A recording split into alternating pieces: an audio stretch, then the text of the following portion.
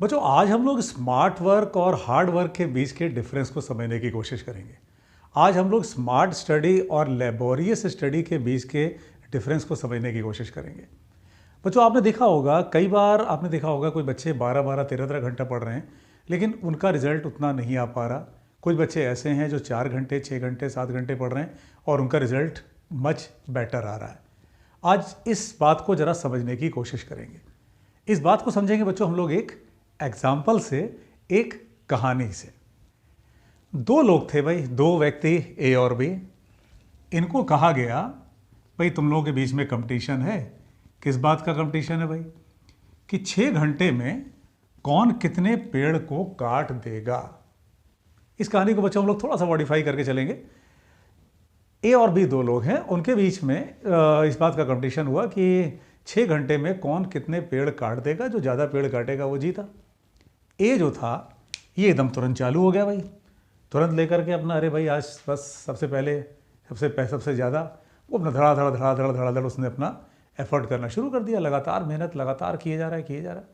B जो है ये बीच में गायब हो गया। ये मतलब 3 घंटे तक गायब रहा। लोगों को लगा कि भाई तो भाग गया, लगता है कि ये मैदान छोड़ करके भाग गया, ये तो सब इसने तो लड़ने से पहले ही हार मान लिया। लेकिन 3 घंटे बाद भी लौट आया। अब वो क्या कर रहा है, उसने वो पेड़ को काट रहा है, कुछ पेड़ काट रहा है, उसके बाद बैठ के आराम कर रहा है। और जब आराम कर रहा है उस समय अपनी कुल्हाड़ी को घिस रहा है। फिर कुछ पेड़ काट रहा है, फिर आराम से बैठ जा रहा है, फिर कुल्हाड़ी को घिस रहा है। जब 6 घंटे बीते, एक व्यक्ति यानी ए ये लगातार 6 घंटे काम कर रहा था। बी शुरू में तो 3 घंटा बिल्कुल गायब रहा, फिर वो आया और उसके बाद उसने पेड़ काटने शुरू किए और फिर थोड़ा देर काटता था, बीच में आराम करता था, फिर उठता था, फिर काटता था, फिर आराम करता था। लेकिन ये देखा गया कि जब 6 घंटा बीता तो ए ने सिर्फ 20 पेड़ काटे थे, जबकि जो बी था वो 25 पेड़ काट चुका था।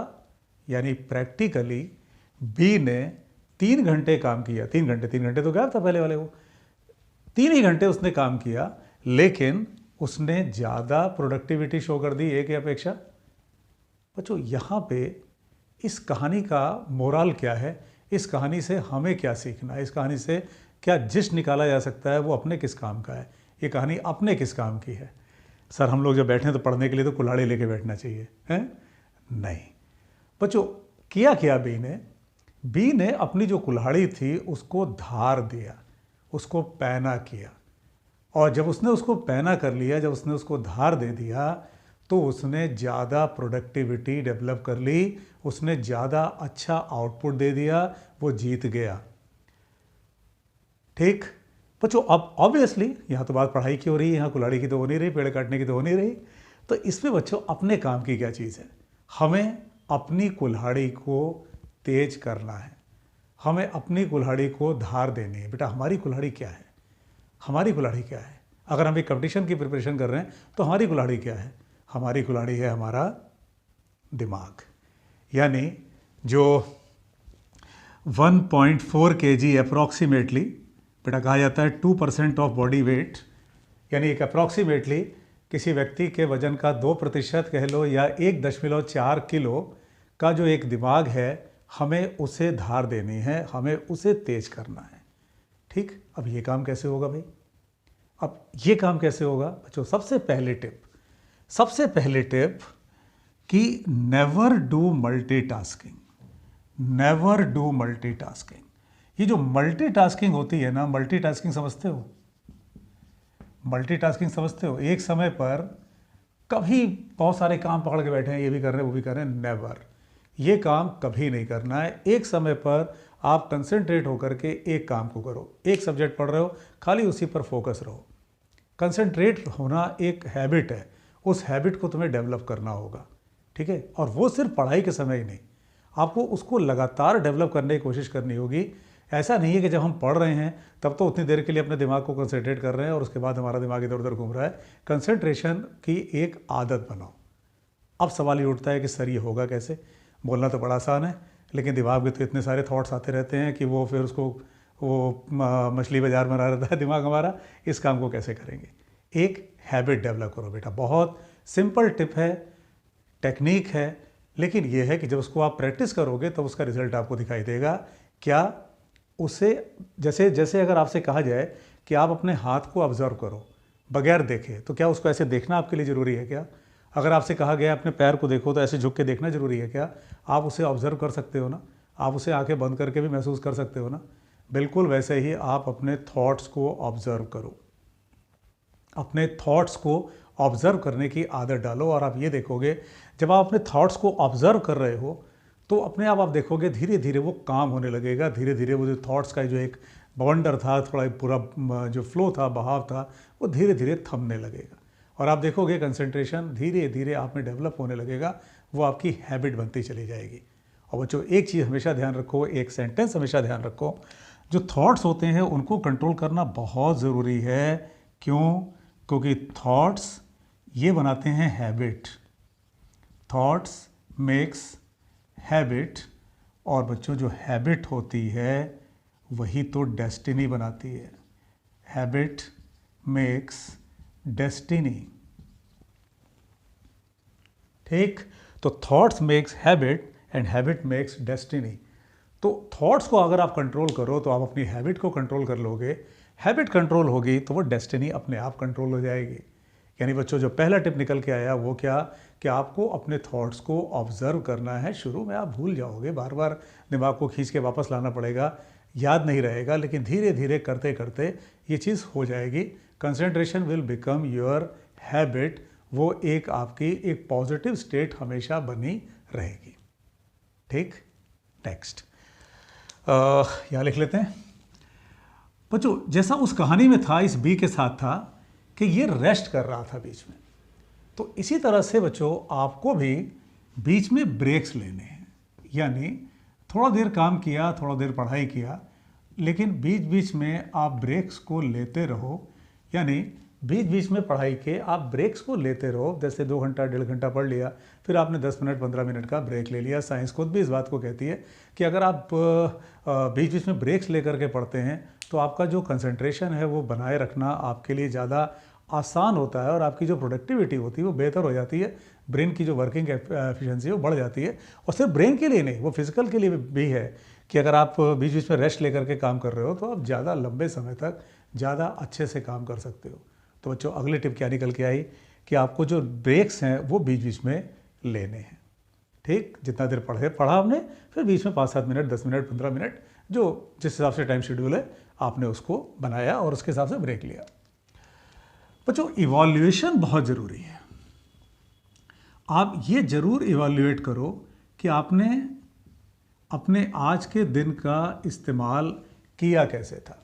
इवैल्यूएशन बहुत बहुत ज़रूरी है कि रोज़ रात में आप एक बार ये इवैल्यूएट करो कि भाई आज का दिन मैंने अपना कैसे बिताया, कैसे किस ढंग से मैंने बिताया, उसमें क्या सही कहाँ गलत, मैंने कहाँ पे टाइम वेस्ट किया, कहाँ पे मैं टाइम को बचा सकता था, कहाँ पे उस टाइम को मैं दूसरी जगह लगा सकता था, बेहतर जगह मैंने वेस्ट कर दिया।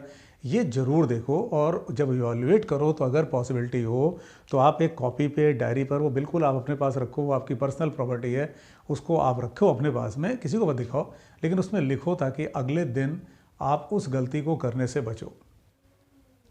ठीक है, तो ये इवैल्यूएशन इज़ ए मस्ट, उसको ज़रूर करना है, उसको भी अपनी एक आदत में बनाओ, हैबिट में बनाओ।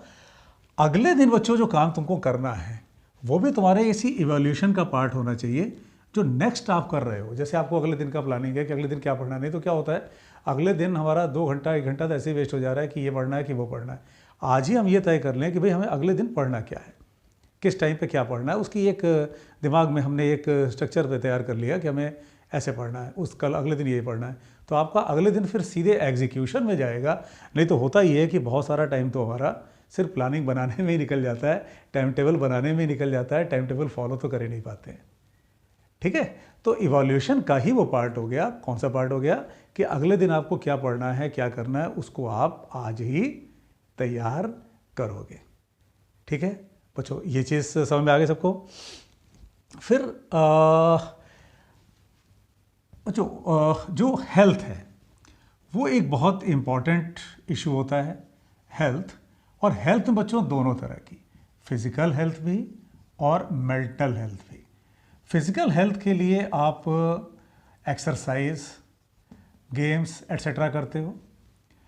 डाइट्स पर ध्यान दो, अपने फिज़िकल यानी बेटा अपनी जो डाइट है उस पर ध्यान दोगे। जो गेम्स, कुछ गेम्स या फिज़िकल एक्सरसाइज, मेंटल हेल्थ यानी आप कोई अच्छा म्यूज़िक, मेडिटेशन, इसको करके आप अपने मेंटल हेल्थ को बना के रखोगे। क्योंकि ये बात भी सही है कि सारा कुछ करना ही बेकार हो जाएगा, पता चल रहा है अगर हमारी हेल्थ ही ख़राब हो गई, बहुत अच्छी तैयारी की हमने सर, लेकिन एग्ज़ाम से 4 दिन पहले बीमार पड़ गए, तो फिर हमारी वो पूरी जो मेहनत है वो बेकार हो जाती है। तो फिजिकल का भी ध्यान रखना है, मेंटल का भी ध्यान रखना है। फिजिकल हेल्थ को ध्यान रखने के लिए आप एक्सरसाइज और डाइट के जरिए कंट्रोल करोगे। मेंटल हेल्थ के लिए आप मेडिटेशन या म्यूज़िक अच्छा सुनना, उसकी हेल्प को ले सकते हो।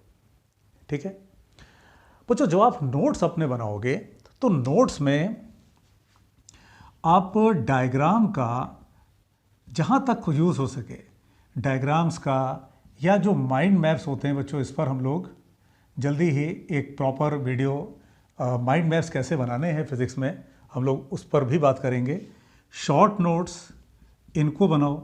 शॉर्ट नोट्स का बच्चों एक प्रॉपर वीडियो डाला था इस चैनल पे, उसका लिंक डिस्क्रिप्शन पे दे देता हूँ अभी मैं।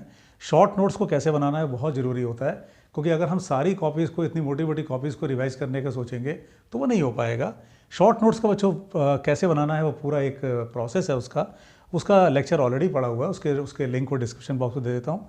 माइंड मैप्स को हम लोग जल्दी बनाएंगे कि माइंड मैप्स कैसे बनाने हैं फिज़िक्स में, कैसे हम जल्दी रिवीजन कर सकते हैं, क्योंकि ये वो टेक्निक्स हैं जिनके जरिए आप जल्दी रिवीजन कर सकते हो। और रिवीजन बहुत बहुत ज़रूरी है। आपको अपने टाइम टेबल में कुछ टाइम रिवीजन के लिए ज़रूर रखना चाहिए, क्योंकि जो पढ़ा हुआ है वो भूलेगा भी, और अगर आप उसको रिवाइज करते रहोगे तो फिर वो भूलने नहीं पाएगा। ठीक है, तो बच्चों ये सारी जो प्रैक्टिसेस हैं, इनको जब आप करते हो तो आपका उसका फिर रिजल्ट दिखाई देता है।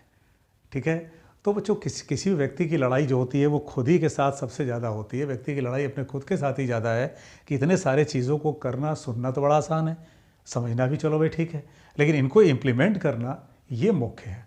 और एक जो साइंटिफिक स्टडी है वो ये कहती है कि अगर आप 21 डेज़ तक किसी चीज़ को लगातार आप प्रैक्टिस कर सकें 3 हफ्ते, तो वो आपकी हैबिट बन जाती है। ठीक है, तो आपको करना ये है कि इन चीज़ों को एटलीस्ट 21 डेज़ तक आप लगातार वॉचफुल रहो और उस पर इम्प्लीमेंट करने की कोशिश करो। बीच बीच में गड़बड़ियाँ होंगी, वापस खींच के लाओ दिमाग को कि नहीं भाई ये करना था, और जब करते रहोगे तो धीरे धीरे आप देखोगे वो प्रैक्टिस आपकी बन जाएगी। वैसे भी बच्चों किसी व्यक्ति की मुख्य लड़ाई अपने खुद के ही साथ होती है, बाहर की लड़ाई तो बाद में है। आप अपने आप को परफेक्ट करो तो फिर आप देखोगे कि आप बाहरी चीज़ों को भी और बेहतर ढंग से लड़ पा रहे हो। ठीक है, तो बच्चों वीडियो को अपने फ्रेंड्स को शेयर करो, लाइक करो, सब्सक्राइब करो चैनल को। और फिज़िक्स की प्रिपरेशन के लिए बच्चों जो फिज़िक्स मूनशॉट का जो ऐप है बच्चों उसको डाउनलोड कर लो। उसमें चैप्टर वाइज भी पैकेजेस हैं जो बहुत नॉमिनल रेट्स पर हैं। आप अपने उन चैप्टर्स को भी तैयार कर सकते हो, और अगर पूरा फिज़िक्स तैयार करना है तो उसका भी प्रॉपर उस पर बैच चल रहा है। ठीक है, तो बच्चों यूट्यूब को भी चैनल को सब्सक्राइब करके रखो, टेलीग्राम को भी से साथ भी जुड़े रहो, उसमें बहुत सारी एक्टिविटी चलती रहती हैं। और प्ले स्टोर पर, जो गूगल प्ले स्टोर पर फिज़िक्स मूनशॉट का ऐप है उसको डाउनलोड करके रखो, उसमें बहुत सारी एक्टिविटी चलती रहती हैं, प्लस कई कोर्सेज चल रहे हैं जो आपके फिज़िक्स के प्रिपरेशन को अपलिफ्ट करने के लिए हैं, आपके बढ़िया रैंक को स्कोर कराने के लिए। ठीक है, तो बच्चों कमेंट बॉक्स में लिख के बताना ये टिप्स तुम्हारे लिए कितनी हेल्पफुल रही। ठीक है, keep studying, wish you all the very very best, God bless you.